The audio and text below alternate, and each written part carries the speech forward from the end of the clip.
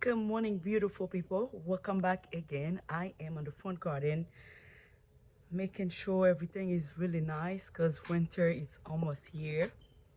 Look at this bleeding heart. It's beautiful. I have a lot of cutting on her.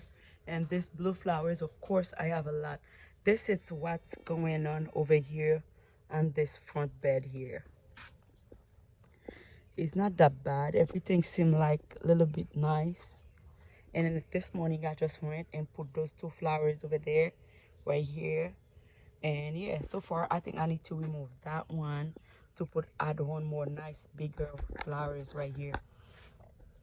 Yes, I need to do that. Can remove it or replace put one of those beautiful begonia plants over there. But yes, so far everything is doing good. I like how everything is looking. Yes, that's this front side here. And yes, I like open is this thing because my realtor asked me to remove a little bit more plant, which is I did. And then I think now it's good. Yeah, look at open is the front door. The front door, it's really open. All those big flowers, and I transferred them to my friend's house. I put them there and here. It is nice.